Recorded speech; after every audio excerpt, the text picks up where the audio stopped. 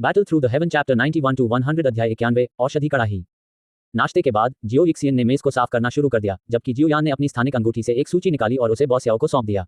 Boss याओ, कृपया मेरे लिए ये औषधीय सामग्री तैयार करें, मैं इनके पैसे चुका दूंगा। ओह, ऐसा कहने की जरूरत नहीं है, आप जियान के उद्धारकर्ता हैं। ये औषधीय सामग्री सिर्फ तुच्छ चीजें हैं, मैं इन्हें आपको मुफ्त में दूंगा। बॉस याओ ने सूची प्राप्त की, लेकिन जियो यान उसे घूरते हुए गंभीर लग रहा था।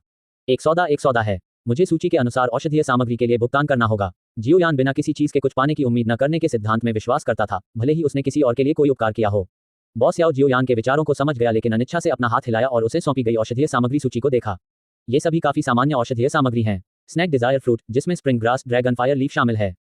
पहले तो बॉस याओ ने सूची के बारे में ज्यादा नहीं सोचा, लेकिन जैसे जैसे उसने आगे पढ़ा, उसे लगा कि कुछ ठीक नहीं है। ये सभी औषधीय तत्व सनयांग सनफायर जड़ी बूटियां थीं। जबकि कुछ का इस्तेमाल उपचार दवाओं के लिए आधारभूत तत्वों के रूप में किया जा सकता था, बाकी का इस्तेमाल विशुद्ध रूप से व्यक्ति की ऊर्जा को बढ़ाने के लिए किया जाता था, जो संभवतः पुरुषों के लिए इस्तेमाल किया जाता था। सामान्य परिस्थितियों में शायद ही कोई ऐसा नुस्खा होता था जिसमें एक ही प्रकार की इतनी सारी सनयांग जड़ी बूटियों का एक साथ इस्तेमाल करने की जरूरत होती। जब तक एक आदमी के तौर पर बॉस याओ ने कुछ सोचा और जियाओ यान को देखते ही उसका हाव भाव कुछ अजीब हो गया। क्या ऐसा हो सकता है कि उसने जियाओ यान को गलत समझा हो? क्या जियाओ यान उतना ईमानदार नहीं था जितना वह दिख रहा था? उसे इन औषधीय सामग्रियों की क्या जरूरत थी? बॉस याओ के मन में इस तरह के संदेह उठे, लेकिन वह जियाओ यान के साथ अपनी पिछली बातचीत को याद किए बिना नहीं रह सका, जिससे वह वास्तव में उस पर शक करने में असमर्थ हो गया। अगर जियाओ यान वास्तव में ऐसी दवा बनाना जानता था, तो वह पहले इतना ईमानदार और मासूम नहीं बन सकता था। अपने संदेह की पुष्टि करने के लिए बॉस याओ ने खुद को संभाला और मुस्कुराते हुए लापरवाही से पूछा, जियाओ यान, क्या तुम जानते हो कि इन औषधीय सामग्रियों का इस्तेमाल किस लिए किया जाता है? नहीं, मुझे नहीं पता, जियाओ यान ने बिना किसी हिचकिचाहट के ईमानदारी से जवाब दिया। उसने अपना चेहरा थोड़ा अजीब तरीके से खरोंचा और कहा, मैंने तुमसे पहले ही कहा था कि मैंने पहले ही एक मास्टर कीमियागर को स्वीकार कर लिया है। हालांकि मुझे वास्तव में कीमिया में जाने का मौका नहीं मिला है, और ये औषधीय सामग्री मेरे गुरु द्वारा आदेशित की गई थी। शायद वह मुझे औपचारिक रूप से कीमिया सिखाना चाहता है। नवंबर LBJNN। जियाओ यान का जवाब सुनकर बॉस याओ को राहत महसूस हुई। शुक्र है, जियाओ यान वास्तव में इन औषधीय सामग्री के प्रभावों को नहीं जानता था। मुझे पता था, एक व्यक्ति जो अत्यधिक ईमानदार है, वह ऐसा कुछ नहीं करेगा। शायद मैं बस चीजों के बारे में बहुत ज्यादा सोच रहा हूँ। मुझे इसके बारे में ज्यादा चिंता नहीं करनी चाहिए। मैं समझता हूँ, एक पल रुको, मैं तुम्हारे लिए औषधीय जड़ी बूटियां लाता हूँ। बॉस याओ ने अपने असभ्य विचारों को एक तरफ रख दिया और सूची को दवा के भंडारण में ले गया ताकि जियाओ यान के लिए औषधीय सामग्री ढूंढ सके। थोड़ी देर बाद बॉस याओ जड़ी बूटियों का एक बड़ा थैला और अपने हाथों में एक लाल लोहे की कड़ाही लेकर लौटा। कड़ाही के चारों ओर दो धातु के सांप आपस में लिपटे हुए थे, जो इसे विशेष रूप से आकर्षक बना रहे थे। कड़ाही को देखकर जियाओ यान ने कोई प्रतिक्रिया नहीं की, लेकिन उसकी अंगूठी के भीतर से याओडुन की आवाज ने बात की। ओह वाह, बॉस याओ के पास भी एक दवा की कड़ाही है। एक दवा की कड़ाही। जियाओ यान ने भ्रम में एक भान उठाई और याओडुन ने समझाया, अधिकांश कीमियागर दवाओं को परिष्कृत करने के लिए दवा की कड़ाही पर निर्भर करते हैं। ये कड़ाही दो मुंह वाली लगती है और इसकी उपस्थिति को देखते हुए सामग्री काफी अच्छी है। मैं समझ गया। याओडुन की व्याख्या सुनने के बाद जियाओ यान समझ गया। तो ऐसा ही है, याओडुन ने जो भी सोचा हो। जियाओ यान अचानक खड़ा हो गया और सीधे मना कर दिया, नहीं नहीं नहीं, बॉस याओ, ये बहुत कीमती है। बेशक, मैं इसे आपको मुफ्त में नहीं दे रहा हूँ। बॉस याओ ने तुरंत जियाओ यान को बीच में टोकते हुए मुस्कुराते हुए कहा, मैंने उस समय ये कड़ाही काफी पैसे में खरीदी थी, लेकिन इतने सालों के बाद कोई भी इसे मुझसे नहीं खरीदना चाहता। अब आपसे मिलना बहुत बढ़िया है, आप गोदाम में कुछ जगह खाली करने में मेरी मदद कर सकते हैं। इसकी कीमत मूल रूप से 100,000 सोने के सिक्के थे, लेकिन अब 10 साल से ज्यादा हो गए हैं। मैं इसे आपको 10,000 में दे दूंगा। क्या होगा? जियाओ यान ने जियाओ यिक्सियन की जान 2 बार बचाई थी, इसलिए ये दयालुता का काम सिर्फ उसे कड़ाही देने से कहीं बढ़कर था। अगर वह पूरा मेडिसिन पवेलियन भी दे देता तो भी बॉस याओ खुशी खुशी ऐसा कर देता। आखिरकार जियाओ यिक्सियन ही उसका सब कुछ थी। वही एकमात्र वजह थी जिसकी वजह से वह अब तक जिंदा था। अगर उसे कुछ हो जाता तो मेडिसिन पवेलियन चाहे कितना भी कीमती क्यों न हो, उसके लिए यह बेकार हो जाता। लेकिन बॉस याओ को यह भी पता था कि जियाओ यान एक अडिग ईमानदार व्यक्ति है और वह बिना कुछ चुकाए इसे स्वीकार नहीं करेगा। तो फिर धन्यवाद, बॉस याओ। एक पल के लिए हिचकिचाने के बाद जियाओ यान ने आखिरकार बॉस याओ के प्रति अपनी सच्ची कृतज्ञता व्यक्त करते हुए गहराई से झुककर प्रणाम किया। बॉस याओ ने जियाओ यान की हरकतों को देखकर व्यंग्यपूर्वक मुस्कुराया। इस हद तक ईमानदार व्यक्ति कभी कभी काफी परेशानी खड़ी कर सकता है। अध्याय 92, अविश्वास और संदेह। दवा की कड़ाही को दूर रखने के बाद जियाओ यान ने बिल का भुगतान किया और जाने के लिए तैयार हो गया। तभी एक भाड़े का सिपाही दौड़कर माइरियार्ड मेडिसिन हॉल में आया और जल्दी से बॉस याओ को पुकारा। बॉस याओ, कुछ हुआ है? क्या हुआ? बॉस याओ ने थोड़ा भौहें से कुढ़ी और भाड़े के सिपाही ने अपनी सांसें थामते हुए बॉस याओ की ओर मुड़ने और पूछने से पहले हॉल को स्कैन किया। जियाओ यिक्सियन कहाँ है? ओह, वह अंदर है। बॉस याओ जवाब देने ही वाला था कि जियाओ यिक्सियन हैरान होकर रसोई से बाहर आई। क्या हो रहा है? जियाओ यिक्सियन, तुम्हारे लिए मुसीबत है। भाड़े के सिपाही ने उसे देखते ही जल्दी से कहा, शहर में एक अफवाह फैल रही है कि तुमने खजाने के लिए वुल्फेड भाड़े की कंपनी के सदस्यों को मार डाला है। हो, ये किसने कहा? जियाओ यिक्सियन हैरान रह गया और भाड़े के सिपाही ने अपना सिर हिलाया। मुझे नहीं पता। अचानक शहर में हर कोई इसे फैलाने लगा, लेकिन मुझे यकीन नहीं है कि इसे किसने शुरू किया। भाड़े के सैनिक की बातें सुनकर जियाओ यान का चेहरा अचानक ठंडा हो गया और जियाओ यिक्सियन और बॉस याओ दोनों भी बेहद नाखुश दिखे। इसमें कोई शक नहीं कि यह अफवाह वुल्फहेड भाड़े के सैनिक कंपनी से आई होगी। ये बहुत बढ़िया है, ऐसा लगता है कि मैंने मूली की बेशर्मी को कम करके आंका था। जियाओ यिक्सियन ने ठंडे स्वर में कहा, मूली के बारे में उसका मूल्यांकन सबसे कम हो गया। कोई आदमी इतना बेशर्म कैसे हो सकता है? चिंता मत करो, जियाओ यिक्सियन ने सख्ती से कहा। उसकी आंखों में कोई डर नहीं दिख रहा था। मैं जो कर रही हूँ उसमें मेरा विवेक साफ है। वुल्फहेड भाड़े के सैनिक कंपनी इसकी हकदार है। देखते हैं कि शहर के लोग मुझ पर या उस अफवाह पर विश्वास करते हैं। जियाओ यिक्सियन आश्वस्त थी, किंगशान टाउन में उसका बहुत प्रभाव था और कम से कम वहां उसकी सबसे अधिक प्रतिष्ठा थी। इस तरह की अफवाह का उस पर कोई असर नहीं होगा, कोई भी इस पर विश्वास नहीं करेगा। हालांकि जियो यिक्सियन के आत्मविश्वास के बावजूद बॉस याओ ने अपनी भौहें सिकोड़ी और गंभीर स्वर में कहा, नहीं जियानर, आप इसे अनदेखा नहीं कर सकते। आपको इसे समझाने का कोई तरीका खोजना होगा। बॉस याओ के शब्दों ने जियो यिक्सियन को भौहें सिकोड़ दी और उसने नाराजगी से उसे घूर कर देखा। बॉस याओ, क्या आपको लगता है कि शहर के लोग ऐसी अफवाह पर विश्वास करेंगे? मुझे जियो यिक्सियन पर पूरा विश्वास है। भाड़े के सिपाही ने तुरंत अपना रुख व्यक्त करने के लिए अपना हाथ उठाया। हालांकि बॉस याओ ने हल्की सी आह भरी और जियो यिक्सियन को गंभीरता से देखा। जियानर, निवासियों को आप पर विश्वास है या नहीं, यह इस समय सबसे महत्वपूर्ण बात नहीं है। महत्वपूर्ण बात यह है कि क्या उन्हें आपके बारे में संदेह होगा। क्या अंतर है? जियो यिक्सियन ने गंभीर भाव से पूछा, दोनों के बीच अंतर को नहीं समझते हुए। संदेह एक बीज की तरह है और यह अविश्वास से भी अधिक घातक है, जियाओ यान ने ठंडे स्वर में कहा, अपनी मुठ्ठियां भींचते हुए अपनी काली आंखों में एक भयावह भाव के साथ। इस अफवाह का उद्देश्य सभी को तुरंत विश्वास दिलाना नहीं है, बल्कि आपके बारे में उनके मन में संदेह बोना है। आपके पिछले कार्यों से सभी को इस अफवाह पर विश्वास नहीं होगा, लेकिन लोगों के मनोविज्ञान में अभी भी थोड़ी अनिश्चितता का अनुभव होगा। क्या ये संभव है कि उनके संदेह ने उन्हें कुछ ऐसा सोचने पर मजबूर किया हो? जियाओ यिक्सियन वास्तव में इस तरह का व्यक्ति है, या शायद वह हमेशा से दिखावा कर रही थी और शायद हमने उसे अतीत में गलत समझा। इस अफवाह के कारण लोगों के मन में ऐसे संदेह उभरेंगे और यह अपरिहार्य है। यदि हम इस अफवाह को पनपने देते हैं तो जब सही समय आएगा तो वुल्फहेड मर्सेनरी कंपनी धीरे धीरे आपके बारे में अधिक प्रतिकूल जानकारी जारी करेगी, जैसे कि कल जिस समूह के साथ आप थे उसमें वास्तव में कौन से भाड़े के सैनिक मारे गए। तब तक लोगों का आप पर भरोसा अनिवार्य रूप से अविश्वास की ओर झुक जाएगा। जियाओ यान सही है। बॉस याओ जियाओ यान की बातों से पूरी तरह सहमत थे। उन्होंने जियाओ यिक्सियन की ओर देखते हुए कहा, अगर आप इसे अभी अनदेखा करते हैं तो जब वुल्फहेड मर्सेनरी कंपनी बाद में तथाकथित सबूत पेश करेगी तो आपके पास खुद का बचाव करने का कोई रास्ता नहीं होगा। लेकिन मैं आमतौर पर यही करता हूँ। जियाओ यान की बातों ने जियाओ यिक्सियन को एक पल के लिए स्तब्ध कर दिया। वह कुछ कहना चाहती थी, लेकिन बॉस याओ ने उसे बीच में ही रोक दिया। जियानिर, आप यह उम्मीद नहीं कर सकते कि हर कोई सही और गलत में स्पष्ट रूप से अंतर कर सके। ज्यादातर लोग सिर्फ आम लोग हैं और अफवाहों के कारण उनके मन में संदेह होना स्वाभाविक है। बॉस याओ ने गंभीरता से बात की और जियाओ यिक्सियन आखिरकार चुप हो गई। बॉस याओ सही थी, ज्यादातर लोग सिर्फ आम लोग थे। वह यह उम्मीद नहीं कर सकती थी कि हर कोई एक उत्सुक न्यायाधीश की तरह समझदार होगा। अगर यह इतना आसान होता तो अफवाहें पहले ही नहीं फैलती। तो अब मुझे क्या करना चाहिए? क्या मुझे तुरंत बाहर जाकर स्पष्टीकरण देना चाहिए? जियाओ यिक्सियन ने पूछा, उसकी हथेलियां सवालिया अंदाज में उठी हुई थीं। लेकिन अगर मैं अभी समझाऊंगा तो यह मुझे दोषी ही दिखाएगा। क्या यह बेहतर नहीं है कि मैं बिल्कुल भी न समझाऊं? NOWELL-BE-IN.COM। जियो यिक्सियन की बातें सुनकर बॉस याओ ने भी परेशानी से अपनी भौहें सिकोड़ ली। मामले की सच्चाई चाहे जो भी हो, मौजूदा तथ्य यह था कि वुल्फहेड मर्सेनरी कंपनी में एकमात्र जीवित व्यक्ति जो जियाओ यिक्सियन के साथ था, मूली थी और उसने वास्तव में एक बड़ी मात्रा में खजाना हासिल किया था जो अफवाह के विवरण से मेल खाता था। अगर जियाओ यिक्सियन किंगशान टाउन के निवासियों को मैजिक बीस्ट माउंटेन में जो कुछ हुआ उसके बारे में सच्चाई बताती और म्यूली और उसके अधीनस्थों की हरकतों का खुलासा करती तो निस्संदेह हर कोई बिना किसी संदेह के उसके पक्ष में खड़ा होता। हालांकि अब इसके लिए बहुत देर हो चुकी थी। वुल्फहेड मर्सेनरी कंपनी द्वारा किए गए पूर्वव्यापी हमले ने जियाओ यिक्सियन को पूरी तरह से निष्क्रिय स्थिति में छोड़ दिया। भले ही उसने अभी सच्चाई का खुलासा किया हो, हर कोई बस यह मानेगा कि वह तथ्यों को तोड़ मरोड़ कर पेश करने की कोशिश कर रही है। जैसा कि जियाओ यिक्सियन ने कहा था, अब वह चाहे जो भी कहे वह व्यर्थ होगा। जैसे ही बॉस याओ को लगा कि वह उलझन में है, जियाओ यान अचानक खड़ा हो गया और उससे बात की। बॉस याओ, मैं अब विदा लेता हूँ। बॉस याओ अचानक चौंक गया और इससे पहले कि वह जवाब दे पाता, जियाओ यान मुड़कर माई मेडिसिन हॉल से बाहर निकल गया। बॉस याओ ने घबराहट में चिल्लाते हुए उसका पीछा किया, जियाओ यान वापस आओ। हालांकि जब तक बॉस याओ ने उसे पकड़ा और सड़क पर हलचल भरी भीड़ को देखा, जियाओ यान की आकृति कहीं नहीं दिखी। वह बच्चा, बॉस याओ ने अनिच्छा से बड़बड़ाया और जियाओ यिक्सियन को अचानक कुछ समझ में आया। उसकी खूबसूरत आंखें कसकर सिकुड़ गईं। बॉस याओ, क्या जियाओ यान का इरादा है? ये संभावना है कि बॉस याओ ने अपराध बोध से भरकर अपना आधा चेहरा ढक लिया हो। अगर कोई और होता तो इस समय जाना शायद मुसीबत में पड़ने से बचने के लिए होता। आखिरकार अफवाह में केवल जियाओ यिक्सियन का उल्लेख था और दूसरों को फंसाया नहीं गया था। लेकिन बॉस याओ अच्छी तरह से जानता था कि जियाओ यान उस तरह का व्यक्ति नहीं था। इसलिए अगर जियाओ यान ने इस समय जाने का फैसला किया तो इसका केवल एक ही कारण हो सकता है। वह सारा दोष अपने ऊपर लेना चाहता था। अध्याय 93, दरवाजे पर दस्तक। क्या आप जियाओ यिक्सियन और बॉस याओ के बारे में पूछ रहे हैं? मुझे नहीं लगता कि किंगशान टाउन में कोई भी उन्हें नापसंद करेगा, है ना? बॉस याओ मेरे रक्षक हैं। जियाओ यिक्सियन सभी भाड़े के सैनिकों की देवी हैं। जो कोई भी उन्हें नुकसान पहुंचाने की हिम्मत करता है उसे एक बार कोशिश करके देखना चाहिए। किंगशान टाउन की सड़कों पर जियाओ यान ने एक दर्जन से ज्यादा राहगीरों से जियाओ यिक्सियन और बॉस याओ के बारे में उनकी राय पूछी। एक भी व्यक्ति ने नकारात्मक प्रतिक्रिया नहीं दी और यहां तक कि अन्य हर्बल दुकान के मालिक जो प्रतिस्पर्धी थे ने भी कोई ईर्ष्या नहीं दिखाई। ऐसा लगता है कि कोई समस्या नहीं होनी चाहिए, जियाओ यान ने मन ही मन सोचा। भले ही वह किंगशान टाउन में न हो, वुल्फहेड भाड़े के सैनिक कंपनी बॉस याओ और जियाओ यिक्सियन को छूने की हिम्मत नहीं करेगी। इस तरह के किसी भी प्रयास का पूरे शहर से प्रतिशोध लिया जाएगा। जब तक वुल्फहेड भाड़े के सैनिकों की कंपनी के पास काम करने वाला दिमाग है, वे ऐसा जोखिम नहीं उठाएंगे। अगला कदम अफवाहों से निपटना था। वुल्फहेड मर्सेनरी कंपनी के स्थान के बारे में पूछताछ करने के बाद जियाओ यान राहगीरों द्वारा बताई गई दिशा में चला गया। उसे आगे किले जैसी इमारत दिखाई देने में ज्यादा समय नहीं लगा, जिसमें 3 मीटर ऊंचे लोहे के गेट में 2 खूंखार धातु के भेड़ियों के सिर लगे हुए थे। गेट के दोनों ओर एक ही वर्दी पहने 2 भाड़े के सैनिक पहरा दे रहे थे। तो चलिए शुरू करते हैं, जियाओ यान ने बड़बड़ाते हुए कहा। अपनी पीठ पर भारी काले शासक को पकड़कर धीरे धीरे वुल्फहेड मर्सेनरी कंपनी के गेट के पास पहुंचा। गेट पर मौजूद 2 पहरेदारों ने जियाओ यान को आते हुए देखा और उन्हें एक अजीब तरह का खतरा महसूस हुआ। उन्होंने जल्दी से अपने हथियार उठाए और जियाओ यान पर सख्ती से चिल्लाए। रुको, तुम क्या कर रहे हो? मैं यहाँ कुछ परेशानियों को हल करने के लिए हूँ, जियाओयान ने शांति से कहा और धीरे धीरे भारी काले शासक को नीचे उतारा। मेरा किसी को चोट पहुंचाने का कोई इरादा नहीं है। मुझे उम्मीद है कि तुम दोनों एक तरफ हट जाओगे। क्या तुम मजाक कर रहे हो? ये वुल्फ हेड मर्सिनरी कंपनी है। जियाओयान के शब्दों ने दोनों गार्डों को घबरा दिया, लेकिन उन्होंने पीछे हटने का कोई संकेत नहीं दिखाया और जियाओयान पर चिल्लाना जारी रखा।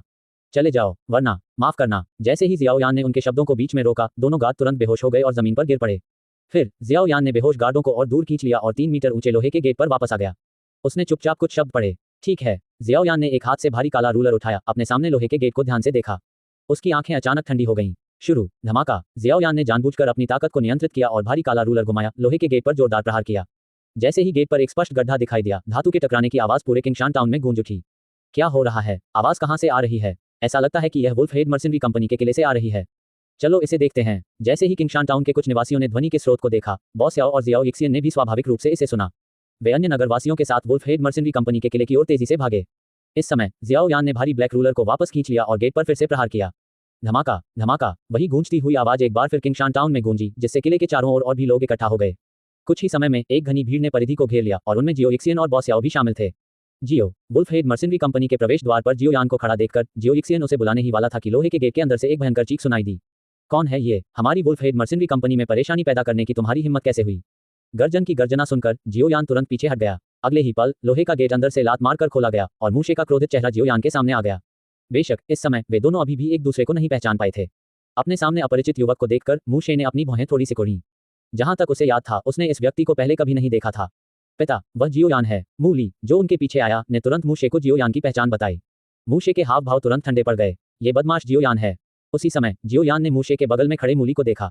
उसकी आंखों में लाल रंग की हत्या की मंशा चमक उठी और उसके दिल की गहराइयों से एक काली आभा उभरी, साथ ही एक बढ़ती हुई हत्यारी आभा भी। जियोयान को याद आया कि उसने पहले क्या कहा था। कल रात उस गुफा में उसके नरसंहार के दौरान वुल्फ हेड मर्सिनरी कंपनी के सभी भाड़े के सैनिक बच सकते थे, सिवाय मूली के। वह सबसे ज्यादा मरने का हकदार था। मूली ने भी जियोयान से निकलने वाली जबरदस्त हत्या की मंशा को महसूस किया और वह बुरी तरह डर गया। जमीन पर कांपता हुआ बैठा था, उसकी आंखें डर से भर गई थीं और वह जियोयान को देख रहा था। मूल इसका डर सिर्फ जियाओयान की भयानक आभा के कारण ही नहीं था, बल्कि जियाओयान द्वारा कल रात गुफा में मौजूद हरडूशिप बैटल मास्टर तीसरा लेवल को मारने के दृश्य के कारण भी था। NO12BIN.com। उस समय वह आखिरी व्यक्ति था जो खड़ा था। उसने अपने अधीनस्थों को एक एक करके दीवार से बेरहमी से टकराते हुए देखा, उनके सिर चकनाचूर हो गए। अगर वह कल रात थोड़ा धीमा होता तो उसका भी यही हश्र होता। जब भी वह इस बारे में सोचता, मूली को ऐसा लगता कि वह बाल बाल बच गया है। लेकिन ये युवक जियाओयान निस्संदेह उसके लिए एक मनोवैज्ञानिक छाया बन गया था। म्यूशे ने भी जियाओयान से अचानक और भयानक आभा को महसूस किया और थोड़ा भौहें सिकोड़ लीं। आमतौर पर अगर वह अपने बेटे को ऐसी हालत में देखता तो वह उसे अच्छी तरह डांटता या अगर वह बहुत उत्तेजित हो जाता तो हिंसा का सहारा भी लेता। लेकिन इस समय म्यूशे के पास अपने बेटे के व्यवहार की परवाह करने का समय नहीं था। म्यूशे को एहसास हो गया था कि जियाओयान से निकलने वाली हत्या की मंशा एक अनुभवी मध्यम आयु वर्ग के व्यक्ति की तुलना में कहीं अधिक तीव्र थी, जिसने दशकों तक जीवन और मृत्यु की लड़ाई लड़ी थी। ये कैसे संभव था? म्यूशे की आंखें अविश्वास से भरी हुई थीं। वह विश्वास नहीं कर पा रहा था कि वह जियाओयान से क्या महसूस कर रहा था। जियाओयान जैसा 16 या 17 वर्षीय युवक इतनी गहरी हत्या की मंशा कैसे प्रकट कर सकता है? हाँ, म्यूशे को पता था कि दुनिया में प्रतिभाशाली लोग हैं और वह ये भी समझता था कि एक सच्चे प्रतिभाशाली व्यक्ति की तुलना में वह कितना अतुलनीय है। हालांकि तथाकथित प्रतिभाशाली लोगों के साथ भी उनकी ताकत सीमित थी।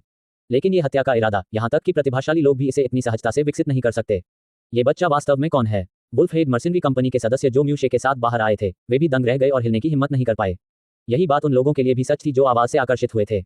बॉस याओ भी चौंक गए क्योंकि उन्होंने अपने सामने की आकृति को देखा। वह जियाओयान है। बॉस याओ इसे समझ नहीं पाए। वह जियाओयान की सीधी और धूप वाली छवि को अपने सामने मौजूद वर्तमान प्रभावशाली आकृति के साथ समेट नहीं पाए। ये बिल्कुल वही व्यक्ति नहीं था। और जैसे ही बॉस याओ चौंक गए, जियाओ यिक्सियन ने भी अपनी नाजुक भौहें सिकोड़ लीं। कल रात उस गुफा में उसने जियाओयान से निकलने वाली असामान्य आभा को भी महसूस किया था। उस समय शायद मूली और दूसरों की हरकतों से उसकी घृणा के कारण वह इसे इतनी तीव्रता से महसूस नहीं कर पाए और उनके भाग्य के बारे में बहुत चिंतित नहीं थी। लेकिन इस समय जियो यिक्सियन स्पष्ट रूप से समझ गया। जियोयान की यह स्थिति वास्तव में भयावह थी। उसकी आत्मा से निकलने वाली नकारात्मक भावनाएं ऐसी नहीं थी जिन्हें अनदेखा किया जा सके। अध्याय 94, आपको याद दिलाने में मदद करना। जबकि वहां उपस्थित सभी लोग जियाओयान से निकलने वाली नकारात्मक भावनाओं से स्तब्ध थे। उसने अचानक राहत की सांस ली और उसके शरीर पर नकारात्मक भावनाएं चुपचाप गायब हो गईं, जिससे सभी को लगा कि जो भारी सनसनी उन्होंने अभी अनुभव की थी वह एक भ्रम था। जियाओयान ने मूली को हल्के से देखा। उसकी आंखें शांत और अविचल थीं। मूली पहले से ही उसकी हिट लिस्ट में था और जियाओयान निश्चित रूप से उसे मारने का इरादा रखता था। हालांकि अभी नहीं। मूली के पिता मूशे यहाँ थे और जियाओयान द डूशे battle grand master 4th level की ताकत से मेल नहीं खा सकता था। इसके अलावा आज आने का उसका उद्देश्य मूली को मारना नहीं था, बल्कि एक और अधिक महत्वपूर्ण मामले को हल करना था। वह प्राथमिकताओं को मिलाने का जोखिम नहीं उठा सकता था। जियाओयान ने भारी काले शासक को अपनी पीठ पर वापस रखा और फिर अपने हाथों को एक साथ जोड़कर मूशे को प्रणाम किया। जूनियर जियाओयान, कमांडर मू को सम्मान देता है। चाहे अफवाहें मूशे के आदेश से फैली हो या नहीं, जियाओयान मूशे के प्रति शिष्टाचार दिखाएगा।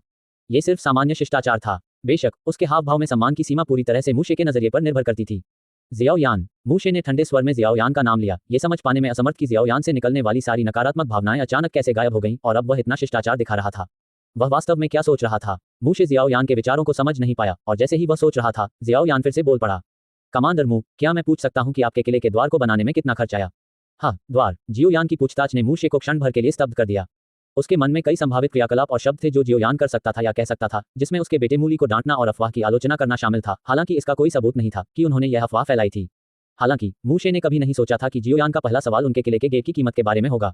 एक पल के लिए मूशे का दिमाग सचमुच खाली हो गया था। थोड़ी देर बाद उसे थोड़ा होश आया, लेकिन शायद उसका दिमाग अभी भी कुछ उलझन में था। उसने अपना सिर घुमाया और पास में खड़े एक भाड़े के सैनिक से पूछा, अरे, उस गेट की कीमत कितनी है? ठीक है कमांडर, गेट की कीमत लगभग 5000 है। क्या सिर्फ 5000? जवाब सुनकर मूशे को लगा कि उसे अभी अभी कीमत का एहसास हुआ है। उसने भाड़े के सैनिक को घूर कर देखा।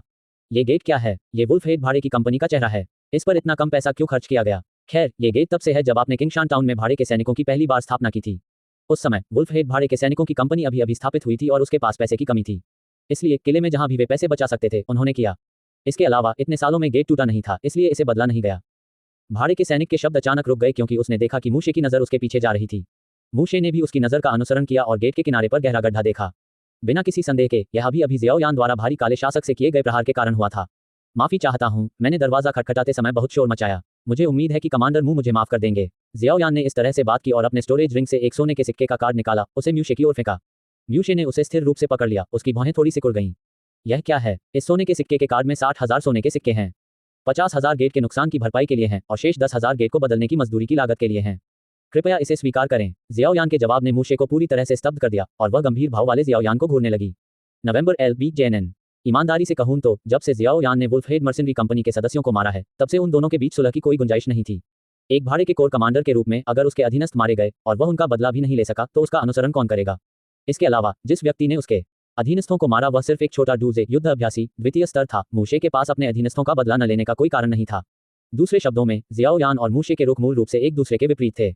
लेकिन मूशे यह नहीं समझ पा रहा था कि जियाओ यान अपने मौजूदा रवैये के साथ उनके बीच संघर्ष की सीमा को क्यों नहीं समझ पा रहा था। क्या गेट को हुए नुकसान की भरपाई करना उसके लिए वाकई जरूरी था? मूशे इसे समझ नहीं पा रहा था, वाकई नहीं समझ पा रहा था। अगर जियाओ यान ने वाकई गेट की भरपाई के लिए ये 60,000 दिए थे तो मूशे और भी हैरान हो गया था। तुम आखिर कर क्या रहे हो? जैसे ही मूशे इस पर उलझन में था, जियाओ यान फिर से बोला, एक और बात है, मैं तुम्हें बताने के लिए खास तौर पर यहाँ आया हूँ। हालांकि इस बार उसकी आवाज सिर्फ मूशे की ओर नहीं थी, बल्कि इतनी तेज थी कि उसके पीछे खड़े सभी दर्शक उसे साफ साफ सुन सकें। तुम्हारे भाड़े के सैनिक, मैंने ही उन सभी को मारा है। जियो यान के शब्दों ने वहां मौजूद सभी लोगों को चौंका दिया। जियो यिक्सियन कुछ कहने के लिए बाहर भागना चाहती थी, लेकिन उसे बॉस याओ ने रोक दिया, जिसने उसका मुंह ढक दिया, जिससे उसे जियो यान की ओर क्षमा प्रार्थी भाव से देखते हुए संघर्ष करने का मौका मिला। शायद अफवाहों को तोड़ने का एकमात्र तरीका जियो यान का ऐसा करना था।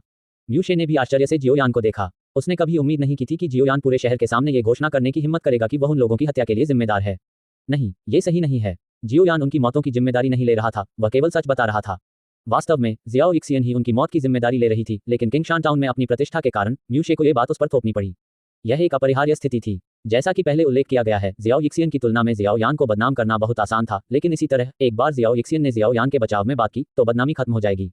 इसलिए उसे जियाओ यिक्सियन को बदनाम करना पड़ा। लेकिन जियाओ यान आगे आकर यह स्वीकार करेगा कि यह कुछ ऐसा था जिसकी म्यूशे ने कभी उम्मीद नहीं की थी। हालांकि म्यूशे अभी भी थोड़ा संघर्ष करना चाहती थी। कम से कम किंगशान टाउन के भीतर असंख्य दवाओं के हॉल को गिराना जियाओ यान से निपटने से कहीं ज्यादा महत्वपूर्ण था। क्या ऐसा है? म्यूशे ने आश्चर्यचकित होने का नाटक किया और म्यूली की ओर उदासीनता से देखा। लेकिन मेरे बेटे ने मुझे जो बताया वह यह था कि जियाओ यिक्सियन ने मेरे अधीनस्थों को उनके खजाने को जब्त करने के लिए मार डाला और मेरा बेटा बच निकलने में भाग्यशाली था।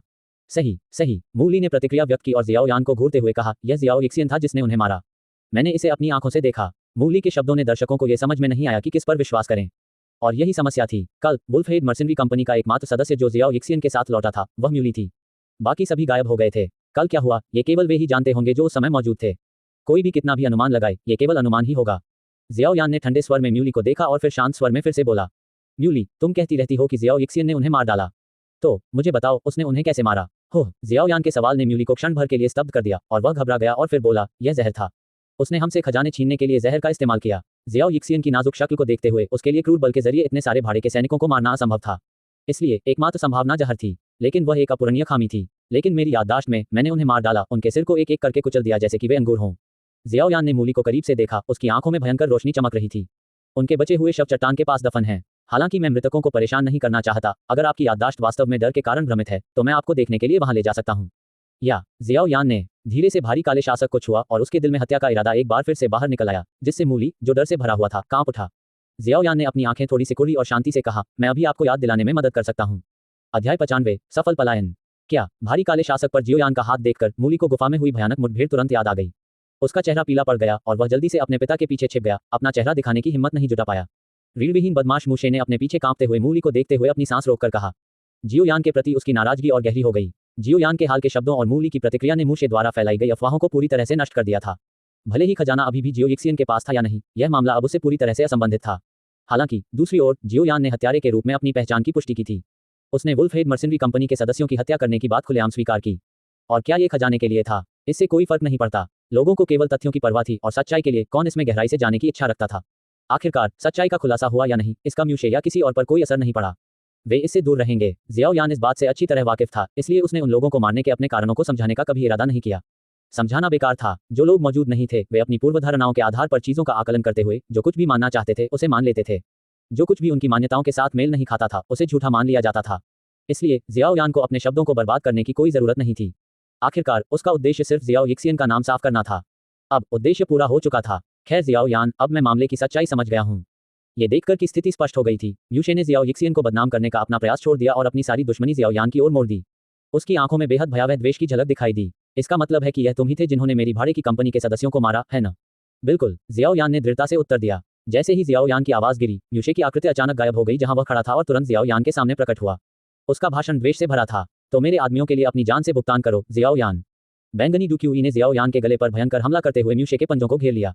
इस कार्रवाई का उद्देश्य निस्संदेह जियाओ यान को मौत के घाट उतारना था। क्षमा करें, मैं उस अनुरोध का अनुपालन नहीं कर सकता। जियाओ यान ने तुरंत प्रतिक्रिया की और म्यूशे के चौतरफा हमले को रोकने के लिए तुरंत भारी काले शासक को नीचे गिरा दिया। हालांकि वह हमले का सामना करने में कामयाब रहा, लेकिन उसका शरीर कई मीटर पीछे धकेल दिया गया, जिससे उसके पैरों के नीचे जमीन में गहरे गड्ढे हो गए। जियाओ यान, ये दृश्य देखकर जियाओ यिक्सियन सहज रूप से चिल्लाना चाहती थी, लेकिन बॉस याओ ने उसे चुप करा दिया, जिसने उसका मुंह ढक दिया, जिससे उसके लिए आवाज निकालना असंभव हो गया। जब जियाओ यिक्सियन बॉस याओ की पकड़ से मुक्त होने के लिए संघर्ष कर रही थी, तो उसने उसके कान में फुसफुसाया, जिससे वह रुक गई। जियानर, शांत हो जाओ। अगर तुम अभी बाहर चली गई तो जियाओ यान ने जो कुछ भी किया है वह सब व्यर्थ हो जाएगा। बॉस याओ, जो एक दयालु हृदय वाले डॉक्टर थे, एक साधारण व्यक्ति की तुलना में बहुत अधिक ईमानदार थे, लेकिन एक चीज थी जिसके बारे में वे बेहद स्वार्थी थे, और वह थी जियाओ यिक्सियन की सुरक्षा। वर्षों से बॉस याओ ने जियाओ यिक्सियन को अपनी आत्मा का अवतार माना था। वह उस पर आने वाले किसी भी खतरे को स्वीकार नहीं कर सकता था। जियाओ यिक्सियन की सुरक्षा के लिए बॉस याओ सब कुछ त्याग देगा। अपनी दयालुता, अपनी ईमानदारी, अपना गौरव और यहाँ तक कि अपनी जान भी। इसलिए भले ही बॉस याओ को जियाओ यान के प्रति बेहद दोषी महसूस हो रहा था, लेकिन वह जियाओ यिक्सियन को, जो आखिरकार अफवाहों से बच निकली थी, कभी भी उनमें वापस नहीं आने देगा। बॉस याओ के शब्दों को सुनकर जियाओ यिक्सियन का शरीर तनावग्रस्त हो गया और उसका संघर्ष धीरे धीरे कम हो गया। बॉस याओ सही थे, अगर वह अभी बाहर निकल जाती तो जियाओ यान के सारे प्रयास व्यर्थ हो जाते। ये निश्चित रूप से कुछ ऐसा था जिसे जियाओ यान नहीं देखना चाहेगा। इस बीच उनके सामने म्यूशे ने चौंक कर अपनी हथेली को देखा और जियाओ यान को घूरते हुए, जो भारी काला रूलर पकड़े हुए था। इस बच्चे ने उसे रोक दिया। एक डूजे बैटल प्रैक्टिशनर, दूसरा लेवल, एक द डूशेट बैटल ग्रैंड मास्टर, चौथा लेवल के हमले का विरोध कर रहा है। क्या तुम मजाक कर रहे हो? हमारे बीच 2 स्तर का अंतर है। 2 स्तर? क्या मैं एक द डूशेट बैटल ग्रैंड मास्टर, चौथा लेवल जितना कमजोर हूँ? इस समय जियाओ यान ने धीरे से भारी काला रूलर नीचे रखा और अपनी बाह में हल्की सुन्नता महसूस की। वह अंदर ही अंदर आहें भरने से खुद को रोक नहीं पाया। NO12 ओम। जैसा कि अपेक्षित था, एक द डूशेट battle grand master 4th level में इतनी जबरदस्त ताकत होती है कि मेरा हाथ सिर्फ प्रभाव से ही सुन्न हो गया। जियाओ यान के आंतरिक एकालाप को सुनकर याओ चेन की अभिव्यक्ति बिल्कुल अवाक हो गई। आप एक डूजे बैटल प्रैक्टिशनर, 2nd लेवल, एक हथियार की रक्षा करते हुए भी द डूशेट battle grand master 4th level के हमले को रोकने में कामयाब रहे। यह उल्लेख करने की जरूरत नहीं है कि आपका हाथ सीधे नहीं टूटा, ये वास्तव में अविश्वसनीय है। ये कुछ ऐसा था जिस पर याओ चेन पहले विश्वास नहीं कर सकती थी, लेकिन जियाओ यान के साथ इतना समय बिताने के बाद उसे धीरे धीरे इसकी आदत हो गई। जियाओ यान नहीं, जियाओ कबीले की सभी युवा पीढ़ी को सामान्य ज्ञान से नहीं आंका जा सकता। जब तक अंतर बहुत महत्वपूर्ण न हो, उनके रैंकों में सख्त सीमाएं नहीं थीं। हालांकि जियाओ यान मूशे के हमले को रोकने में कामयाब रहा, लेकिन वह अच्छी तरह जानता था कि उसके लिए अपने मौजूदा स्तर पर मूशे को हराना असंभव था। ये कुछ ऐसा था जिसके बारे में जियाओ यान और याओ चेन दोनों ही जानते थे। बेशक अगर जियाओ यान याओ चेन की शक्ति का इस्तेमाल करता तो उसके पास मूशे को हराने का मौका हो सकता था। हालांकि जियाओ यान ने जितना संभव हो सके ऐसा करने से बचना पसंद किया। जैसा कि उसने पहले कहा था, जब वह जियाओ कबीले के साथ था, वह हमेशा के लिए याओ चेन की सुरक्षा पर भरोसा नहीं कर सकता था। जब तक कि यह अंतिम उपाय न हो, जियाओ यान को उम्मीद थी कि वह अपने सामने आने वाली परेशानियों को खुद ही संभाल लेगा। वर्तमान में जबकि वह मूशे को हरा नहीं सकता था, वह कम से कम अस्थायी रूप से उससे बच सकता था। दूसरे शब्दों में भागो। जियाओ यान ने तुरंत भारी काले शासक को वापस ले लिया और जल्दी से किंगशान शहर के बाहरी इलाके की ओर भाग गया। कोई हिचकिचाहट नहीं थी। इस बीच स्तब्ध मूशे ने प्रतिक्रिया व्यक्त की, गुस्से में दहाड़ते हुए और उसका पीछा करते हुए। जियाओ यान, वहीं रुक जाओ, कौन रोकेगा? म्यूशे की दहाड़ का सामना करते हुए जियाओ यान के कदम धीमे नहीं हुए। इसके विपरीत वह और भी तेज हो गया। अपनी वर्तमान ताकत के साथ वह संभवतः द डूशेट battle grand master 4th level का सामना नहीं कर सकता था। जियाओ यान इस बात से अच्छी तरह वाकिफ था। ये स्थिति उस समय से अलग थी जब उसने प्रशिक्षक रोलिंग के साथ प्रतिस्पर्धा की थी। उस समय रोलिंग का उसे नुकसान पहुंचाने का कोई इरादा नहीं था, इसलिए अगर वह हार भी जाता तो उसे कोई परिणाम नहीं भुगतना पड़ता। लेकिन यह अलग था, म्यूशे वास्तव में उसे मारना चाहता था। अगर जियाओ यान हार जाता तो मौत उसका इंतजार करती। एकमात्र विकल्प लड़ाई से बचना था। हालांकि अब जियाओ यान का सामना एक और समस्या से हुआ। वह म्यूशे की तरह तेज नहीं दौड़ सकता था। अगर यह जारी रहा तो जादुई जानवर पर्वत श्रृंखला में प्रवेश करने से पहले ही म्यूशे उसे पकड़ लेगा। उसे कोई उपाय सोचना था। स्विश! अचानक एक बहुत ही जानी पहचानी सीटी बजी और जियाओ यान ने जादुई जानवर पर्वत श्रृंखला के ऊपर आसमान में एक धब्बा देखा जो तेजी से बढ़ रहा था। बस कुछ ही सांसों में वह उसके सामने आसमान में आ गया। यह जियाओ लैन था और पीछा कर रही म्यूशे ने भी पहले दर्जे की जादुई जानवर जियाओ लैन को अचानक शहर के ऊपर आसमान में देखा। उसका सिर थोड़ा जम गया। एक पहले दर्जे की जादुई जानवर जियाओ लैन, ये यहाँ क्यों है? जैसे ही म्यूशे सोच रही थी, जियाओ यान ने तुरंत प्रतिक्रिया दी। वह दीवार पर कूद गया और जियाओ लैन के पंजे पकड़ लिए। जियाओ लैन ने उसे उठाया और जादुई जानवर पर्वत श्रृंखला की ओर तेजी से उड़ गया, जिससे म्यूशे की आंखें खुली रह गईं। हालांकि यह सिर्फ एक पहले दर्जे की जादुई जानवर थी, फिर भी यह जियाओ लैन थी। अगर जियाओ लैन भागना चाहती तो वह उसे कैसे पकड़ सकता था? जियाओ यान, स्थिर रहो! म्यूशे की गुस्से भरी दहाड़ के बीच उसने अपना पैर जमीन पर पटक दिया, जिससे धरती कांपने लगी और एक गहरा गड्ढा दिखाई दिया। यह अभी खत्म नहीं हुआ है, जियाओ यान। अपनी टीम के सदस्यों को मारना, अपनी अफवाहों को बर्बाद करना और यहाँ तक कि एक साधारण डूशिट बैटल मास्टर, तीसरा लेवल से द डूशिट बैटल ग्रैंड मास्टर, चौथा लेवल के सामने भागना। उसने अपना सारा सम्मान खो दिया था। जियाओ यान, मैं कसम खाता हूँ, अगर जरूरत पड़ी तो मैं तुम्हें मार डालूंगा। इस समय दूर एक छत पर जियाओ यिक्सियन चुपचाप जियाओ लैन की जियाओ यान को ले जाने वाली फीकी पड़ती आकृति को देख रहा था। जियाओ यान की पीठ का दृश्य, जिसने निडरता से द डूशिट बैटल ग्रैंड मास्टर, चौथा लेवल का सामना किया था, जियाओ यिक्सियन के दिल में गहराई से अंकित हो गया था। अपने दिल में उसने चुपचाप जियाओ यान के लिए प्रार्थना की। जियाओ यान, कृपया सुरक्षित रहें। अध्याय 96, बैंगनी क्रिस्टल पंखों वाला शेर राजा। जादुई जानवर पर्वत श्रृंखला के भीतर झरने के पास एक गुफा में एक युवक एक उग्र लाल दवा के बर्तन के सामने क्रॉस लेग बैठा था। उसके हाथ दो धातु के सांप के मुंह पर रखे थे जो बर्तन के ऊपर मंडरा रहे थे और धातु के सांप के मुंह में अग्निगुंडू की एक सतत धारा इंजेक्ट की गई थी। NO12BIN.C ओम। युवक के बगल में एक आश्चर्यजनक रूप से सुंदर महिला मध्य हवा में तैर रही थी। उसका शरीर कुछ हद तक पारदर्शी लग रहा था और वह युवक की हरकतों को देखकर भौहें सिकोड़ रही थी। थोड़ी देर बाद युवक ने अचानक अपनी आंखें खोली और बीच में दवा के बर्तन का मुंह खुल गया। एक गोल पन्ना हरे रंग की गोली बाहर निकली और युवक ने उत्साह से उसे पकड़ लिया, फिर अपने बगल में खड़ी तेजस्वी महिला को देखा। वरिष्ठ याओ, यह एक सफलता है। हम। सुंदर महिला एक पल के लिए स्तब्ध रह गई। उसे समझ में नहीं आ रहा था कि क्या कहे और उसने कुछ हद तक सुन्ना भाव के साथ सिर हिलाया। ये दो लोग जियाओ यान और याओ चेन थे। जियाओ लैन की मदद से जियाओ यान सफलतापूर्वक म्यूशे से बच निकला और जादुई जानवर पर्वत श्रृंखला के गहरे हिस्सों में साधना करने के लिए आया। तब से लगभग 2 महीने बीत चुके थे। इन 2 महीनों के दौरान जियाओ यान की साधना में प्रगति काफी उल्लेखनीय थी। सबसे पहले उसकी ताकत में काफी वृद्धि हुई थी। केवल 2 महीनों में वह 3 सितारा डूजे युद्ध अभ्यासी दूसरा स्तर से 8 सितारा डूजे युद्ध अभ्यासी दूसरा स्तर तक आगे बढ़ गया था। एक ऐसी साधना गति जिसने याओ चेन को चौंका दिया। अन्य साधना यात्राएं पहाड़ पर चढ़ने जैसी होती हैं, लेकिन आप इसके ऊपर से उड़ान भरने जैसे होते हैं। केवल 2 महीनों में आप 3 सितारों से 8 सितारों तक पहुंच गए। हालांकि यह केवल डूजे बैटल प्रैक्टिशनर सेकंड लेवल है। आप बिना गोलियां लिए इस तरह से चढ़ नहीं सकते, है ना? गोलियां लेने के बाद भी यह इतनी जल्दी नहीं होता। मुख्य समस्या ये थी कि आपने कोई गोलियां नहीं ली हैं। याओ चेन वास्तव में दंग रह गया। हर बार जब जियाओ यान का स्तर बढ़ता तो वह उसके नए स्तर के आधार पर उसके लिए आवश्यक वस्तुएं तैयार करती। हालांकि हर बार जब वह उसके स्तर के अनुसार सावधानी से दवाएं तैयार करती तो जियाओ यान फिर से ऊपर उठ जाता। इसके अलावा चूंकि दवाएं जियाओ यान के वर्तमान स्तर के हिसाब से ही बनाई गई थी, इसलिए जब वह फिर से ऊपर गया तो पहले से तैयार की गई दवाएं बेकार हो गईं। ऐसा कुछ बार होने के बाद याओ चेन ने ऐसी सावधानीपूर्वक तैयार की गई दवाएं तैयार करने की जहमत नहीं उठाई, क्योंकि उसे पता चला कि वे सभी जियाओ यान के लिए बेकार थीं। ठीक है, साधना की गति कुछ ऐसी थी जिसे याओ चेन अनिच्छा से स्वीकार कर सकती थी। आखिरकार उसके पिछले कबीले में भी ऐसी तेज साधना गति वाले लोग थे। हालांकि जियाओ यान ने जो गति दिखाई उससे वह अभी भी थोड़ी हैरान थी। हालांकि कुछ और भी था जिसने याओ चेन को और भी चौंका दिया। जियाओ यान के कीमिया कौशल में बहुत तेजी से प्रगति हुई थी। नहीं, सिर्फ इतना ही नहीं, शब्द, छलांग और सीमा भी वर्णन नहीं कर सकते कि जियाओ यान के कीमिया कौशल में कितनी तेजी से सुधार हुआ। सिर्फ 2 महीने में, सिर्फ 2 महीने। एक ऐसे व्यक्ति से जो कुछ भी नहीं जानता था, यहाँ तक कि भट्टी में आग कैसे जलाई जाए, एक ऐसे व्यक्ति में जो टियर 3 की गोलियां परिष्कृत कर सकता था। जियाओ यान ने अभी अभी जो सफलतापूर्वक परिष्कृत किया था वह टियर 3 की गोली थी। याओ चेन को लगा कि उसका सिर फट जाएगा। जब उसने कीमिया सीखी थी तो उसकी प्रगति इतनी तेज नहीं थी। इस समय याओ चेन को अपने दिल में संदेह होने लगा। क्या यह संभव है कि कीमिया में उसकी प्रतिभा उतनी नहीं थी जितनी उसने सोची थी? क्या वह सिर्फ खुद को ज्यादा आंक रही थी? याओ चेन के आश्चर्य की तुलना में जियाओ यान को बहुत आश्चर्य नहीं हुआ। वह सिर्फ इस बात से खुश था कि वह कीमिया की कला को इतनी जल्दी समझ गया। न केवल कीमिया, बल्कि जियाओ यिक्सियन द्वारा सिखाई गई लैंड रोअर और फ्लाइंग डू तकनीक, पर्पल क्लाउड विंग्स भी अब जियाओ यान को अच्छी तरह से पता चल गई थी। इसके अलावा उसने याओ चेन द्वारा सिखाई गई पृथ्वी श्रेणी की डू तकनीक, फ्लेम स्प्लिटिंग सुनामी में भी लगभग महारत हासिल कर ली थी। वरिष्ठ याओ, मुझे लगता है कि अगर अब मेरा सामना डूशिट बैटल मास्टर तीसरा स्तर से भी होता है तो मैं उनसे लड़ सकता हूँ। डूशिट बैटल मास्टर तीसरा स्तर के खिलाफ लड़ूं। जियाओ यान के साहसिक शब्दों को सुनकर याओ चेन ने तुरंत अपनी आंखें घुमाईं और खुद को सोचने से रोक नहीं पाई।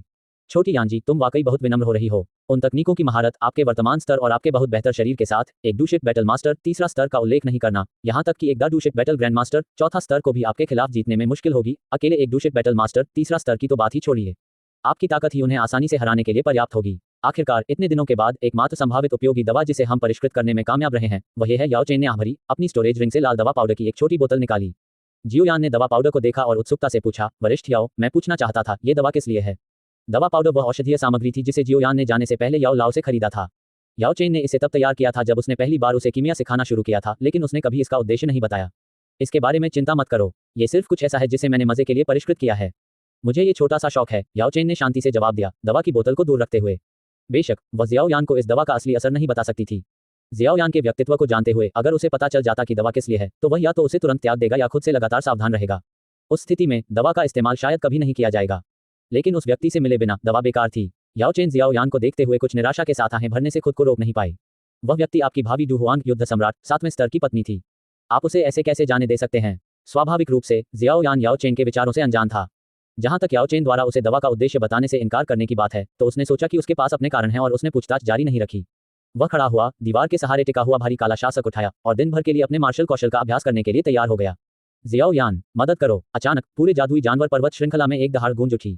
आवाज में एक शक्तिशाली डुकी हुई था और यह स्पष्ट था कि यह एक बहुत ही शक्तिशाली प्राणी से आ रही थी। सिर्फ आवाज सुनकर चौथे स्तर से नीचे का कोई भी जादुई जानवर डर से कांप उठेगा। हालांकि जियाओ यान को कोई डर नहीं लगा, बस उसने थोड़ा सा मुंह बनाया। फिर से परेशानी, उस प्राणी की प्रजाति ऐसी ही है। हालांकि वे स्वाभाविक रूप से उच्च स्तरीय हैं, लेकिन उनकी संतानें पहले स्तर के जादुई जानवरों की तुलना में कमजोर हैं और अक्सर कम उम्र में ही मर जाती हैं। यही कारण है कि उनकी आबादी भी कम है, याओ चेन ने शांति से समझाया। वैसे भी जल्दी से चलते हैं, अगर देर हो गई तो परेशानी हो सकती है। ठीक है, जियाओ यान ने सिर हिलाया और तुरंत अपने बैंगनी बादल पंखों को सक्रिय किया, दहाड़ने वाली आवाज की दिशा में तेजी से उड़ गया। कुछ मिनट बाद जियाओ यान गंतव्य पर पहुंच गया, अपने बैंगनी बादल पंखों को वापस ले लिया और जमीन पर उतर गया। उसने अपने सामने विशाल गुफा को देखा जहां से एक अविश्वसनीय रूप से शक्तिशाली आभा निकल रही थी। आम लोग निश्चित रूप से ऐसी गुफा से दूर रहेंगे। ऐसी गुफाओं में रहने वाले जादुई जानवर निश्चित रूप से ऐसे नहीं थे जिन्हें वे भड़का सकें। हालांकि जियाओ यान ने कोई डर नहीं दिखाया। वह तेजी से गुफा में चला गया जब तक कि वह गहराई तक नहीं पहुंच गया। वहां उसने एक विशाल प्राणी को देखा जिसकी पीठ उसकी ओर थी। जब उसने अपने पीछे पद चिन्ह सुने और जियाओ यान को देखने के लिए मुड़ा तो उसके जानवर के चेहरे पर स्पष्ट रूप से खुशी दिख रही थी। अगर वहां अनुभवी भाड़े के सैनिक मौजूद होते तो वे निस्संदेह जियाओ यान के सामने प्राणी को देखकर पीले पड़ जाते। ये जादुई जानवर पर्वत श्रृंखला का शासक था, एक छठी रैंक का जादुई जानवर जो डू हुआंग युद्ध सम्राट 7वां स्तर बैंगनी क्रिस्टल पंखों वाला शेर राजा से प्रतिद्वंद्वी था। अध्याय 97, अवांछित आगंतुक। एक महीने पहले जियो यान गलती से बैंगनी क्रिस्टल पंखों वाले शेर राजा की गुफा में जा पहुंचा। प्रवेश द्वार पर खड़े होकर उसने अंदर की भयंकर आभा को महसूस किया और उससे दूर रहने का फैसला किया। हालांकि जैसे ही जियो यान जाने वाला था, संयोग से वह वापस लौट रहे बैंगनी क्रिस्टल पंखों वाले शेर राजा से टकरा गया। जियो यान और याओ चेन अंगूठी सहित दोनों आश्चर्यचकित थे और तुरंत इस छठे दर्जे के जादुई जानवर से बचने के तरीकों के बारे में सोचने लगे। लेकिन इसके बाद जो हुआ वह उनकी उम्मीदों से परे था। बैंगनी क्रिस्टल पंखों वाले शेर राजा ने तुरंत जियो यान पर हमला नहीं किया, जो उसकी मान के सामने खड़ा एक छोटा इंसान था। इसके बजाय उसने पहले पूछा कि जियो यान उसके इलाके में क्यों घूम रहा था, और जियो यान ने सच में बताया कि वह बस गुजर रहा था। उनकी बातचीत के दौरान बैंगनी क्रिस्टल पंखों वाले शेर राजा को पता चला कि जियो यान कीमिया का अध्ययन कर रहा था और जियो यान के पहले के निडर व्यवहार के साथ उसने उसे अपने कमजोर बेटे की मदद करने के लिए अपनी मान में आमंत्रित किया। याओ चेन की सहायता से वे बेटे की कमजोरी को अस्थायी रूप से कम करने में कामयाब रहे। तब से बैंगनी क्रिस्टल पंखों वाले शेर राजा ने अपनी शक्ति का उपयोग जियाओ यान को मजबूर करने के लिए नहीं किया, बल्कि उसके साथ एक समझौता किया। उसे उम्मीद थी कि जियाओ यान जादुई जानवर पर्वत श्रृंखला में अपने समय के दौरान अपने बेटे की कमजोरी से निपटने में मदद करने के लिए अक्सर आएगा और उसने मुआवजा देने का वादा किया। NO12BigJan.com। इस दृश्य ने जियाओ यान को विस्मय में डाल दिया और वह गुप्त कमरे के प्रवेश द्वार पर मूली और उसके समूह के व्यवहार को याद किए बिना नहीं रह सका। हालांकि जादुई जानवरों से उनकी प्राकृतिक प्रवृत्ति में निर्दयी होने की उम्मीद की जाती थी, लेकिन इस छठे दर्जे के जादुई जानवर ने अपनी ताकत से उस पर अत्याचार नहीं किया। इसके बजाय उसने उसे एक समान भागीदार के रूप में माना और एक समझौता किया। दूसरी ओर मूली और उसका समूह, जो सभी इंसान थे, तर्कसंगत रूप से संवाद नहीं कर सकते थे और जादुई जानवरों की तुलना में भी कम तर्कसंगत थे। ये वास्तव में शोकाकुल था। वर्तमान में वापस जब बैंगनी क्रिस्टल पंखों वाले शेर राजा ने जियाओ यान को देखा तो उसका स्वर खुशी से भर गया और उसने जल्दी से आग्रह किया, जियाओ यान, आओ और देखो, मेरा बेटा फिर से मुसीबत में है। जियाओ यान ने 2 कदम आगे बढ़ाए और बैंगनी क्रिस्टल पंखों वाले शेर राजा को पीछे छोड़ते हुए जमीन पर पड़े युवा बैंगनी क्रिस्टल पंखों वाले शेर के पास गया। शेर के चेहरे पर कुछ दर्द दिखा और वह असहाय होकर कराह उठा। क्या हो रहा है? उसे दूसरे दिन उपचार के बाद लगभग ठीक हो जाना चाहिए था। उसकी हालत फिर से क्यों खराब हो गई? जियाओ यान ने हैरान होकर अपनी भौहें सिकोड़ी। इस समय जियाओ यान ने अचानक युवा बैंगनी क्रिस्टल पंखों वाले शेर के मुंह के कोने पर कुछ बैंगनी तरल अवशेष देखा। दूसरी ओर युवा बैंगनी क्रिस्टल पंखों वाला शेर जियाओ यान की धीमी बड़बड़ाहट के कारण कुछ हद तक दोषी लग रहा था, जिससे जियाओ यान ने अपनी आंखें सिकोड़ लीं और पूछा, क्या मैं पूछ सकता हूं कि क्या आपने मेरी जानकारी के बिना अपने बेटे को कुछ दिया है? मैंने सोचा कि मेरा बेटा कुछ दिन पहले ही लगभग ठीक हो गया था, इसलिए मैंने उसे कुछ साथी बैंगनी आत्मा क्रिस्टल को अवशोषित करने देने की कोशिश की। परिणामस्वरूप आज सुबह ये हुआ। एक प्रतिष्ठित छठी रैंक का जादुई जानवर अब एक ऐसे इंसान के सामने बेहद विनम्र दिखाई दिया जो डू मास्टर भी नहीं था। ये दृश्य दूसरों को चकित कर देगा। हाहा, जियो यान ने बैंगनी क्रिस्टल पंख वाले शेर राजा को देखते हुए गहरी सांस ली। मैं समझता हूं कि आप उम्मीद करते हैं कि आपका बेटा जल्दी से एक ऐसे स्तर तक बढ़ जाए जहां वह जादुई जानवर पर्वत श्रृंखला में खुद की रक्षा कर सके। हालांकि आपको इतनी जल्दी नहीं करनी चाहिए। वह चीज ऐसी नहीं है जिसे आपका बेटा अभी संभाल सके, है ना? जादुई जानवर पर्वत श्रृंखला के शासक के रूप में बैंगनी क्रिस्टल पंख वाले शेर राजा ने जियो यान की फटकार को चुपचाप सुना। यह अच्छी तरह से जानता था कि उसका बेटा इस समय साथी बैंगनी आत्मा क्रिस्टल की हिंसक ऊर्जा को संभाल नहीं सकता था। ये सिर्फ इतना था कि जियो यान ने अपने बेटे को ठीक कर दिया था, जो जन्म से ही कमजोर था, वह अहंकारी हो गया था। उसने सोचा कि उसका बेटा साथी पर्पल स्पिरिट क्रिस्टल की ऊर्जा का सामना कर सकता है। नतीजतन वर्तमान स्थिति उत्पन्न हुई। जियो यान ने अपनी अधीरता के लिए उसे फटकारना सही था। जियो यान, शरीर को मेरे पास छोड़ दो। हालांकि तुमने पहले से ही तीसरी श्रेणी की गोलियां परिष्कृत कर ली हैं, फिर भी तुम्हारी आत्मा की क्षमता इस स्थिति से निपटने के लिए पर्याप्त नहीं है। याओ चेन ने रिंग के अंदर से बात की और जियो यान ने हल्के से सिर हिलाया। फिर उसने धीरे से अपनी आंखें बंद कर लीं। जब उसने उन्हें फिर से खोला तो जियो यान की काली पुतलियां माणिक जैसे रंगों से बदल गई थीं। उसके काले बाल उसके कंधों तक बढ़ गए थे और हालांकि उसका रूप नहीं बदला था, लेकिन उससे एक आकर्षक आकर्षण निकल रहा था। जियो यान के शरीर पर पूरा नियंत्रण लेते हुए याओ चेन ने अपना हाथ उठाया और धीरे से अपनी हथेली को जकड़ लिया। वह एक बार फिर जियो यान के भौतिक शरीर को देखकर आश्चर्यचकित हुए बिना नहीं रह सकी। वास्तव में जियाओ यान के शरीर का वास्तव में अनुभव करने के बाद याओ चेन को गहराई से महसूस हुआ कि उसका पिछला शरीर कितना अपर्याप्त था। शारीरिक शक्ति के मामले में वर्तमान जियाओ यान स्वाभाविक रूप से उसके पिछले स्व से अतुलनीय था। हालांकि वह शारीरिक शक्ति के मामले में उससे आगे नहीं निकल सकता था, लेकिन अपने शरीर का उपयोग करना उसके लिए बहुत आरामदायक था, उसके मूल शरीर से कई गुना बेहतर। जियाओ यान के शरीर के साथ एक शीर्ष डू मास्टर के उन्नत डू क्यू स्तर के साथ भले ही एक उन्नत डू लिंग आया हो, याओ चेन बिल्कुल भी चिंतित नहीं थी। इस शरीर की नींव बस अविश्वसनीय थी, जिससे याओ चेन को आश्चर्य हुआ कि क्या जियाओ यान ने इस तरह के शरीर को विकसित करने के लिए कुछ कीमती स्वर्गीय सामग्री या खजाने खाए होंगे। क्या इस तरह का शरीर सरल प्रशिक्षण के माध्यम से प्राप्त किया जा सकता है? याओ चेन मदद नहीं कर सकी, लेकिन आह भरी और अपना सिर थोड़ा हिलाया क्योंकि उसने पास के बैंगनी क्रिस्टल पंखों वाले शेर राजा को हल्के से देखा। मैं अब तुम्हारे बेटे को बचाने जा रहा हूँ। तुम यहाँ रहने के लिए बहुत बड़े हो, ये रास्ते में आ रहा है। बाहर रुको। ओह ठीक है। याओ चेन के सीधे सादे शब्दों को सुनकर बैंगनी क्रिस्टल पंखों वाला शेर राजा आज्ञाकारी ढंग से जवाब देता है, फिर मुड़कर धीरे धीरे गुफा से बाहर निकलता है, अपने आप में बड़बड़ाता है। हर बार जब वह अपने बेटे को बचाता है तो जियाओ यान एक अलग व्यक्ति की तरह क्यों दिखता है? यदि साधारण जियाओ यान विनम्र था और दूसरों से सद्भावना जगाने के लिए एक दोस्ताना रवैया अपनाता था, तो वर्तमान जियाओ यान बेहद घमंडी और लापरवाह था। हालांकि उससे निकलने वाले अद्वितीय आकर्षण के कारण लोग उसके बुरे रवैये के प्रति कोई नाराजगी भी महसूस नहीं कर सकते थे। उन्होंने बस उसके द्वारा किए गए हर काम को एक सामान्य बात के रूप में स्वीकार कर लिया। ये वास्तव में अजीब था। जाते हुए बैंगनी क्रिस्टल पंखों वाले शेर राजा को देखकर याओ चेन घृणा से खर्राटे लेने से खुद को रोक नहीं पाई। भले ही वह अपने पिछले गौरव से गिर गई थी, लेकिन उसका अभिमान उसे एकमात्र छठे दर्जे के जादुई जानवर के सामने झुकने की अनुमति नहीं देता था। उसकी नज़र में जादुई जानवर पर्वत श्रृंखला का शासक एक छोटे से कीड़े से ज्यादा कुछ नहीं था जिसे वह आसानी से कुचल सकती थी।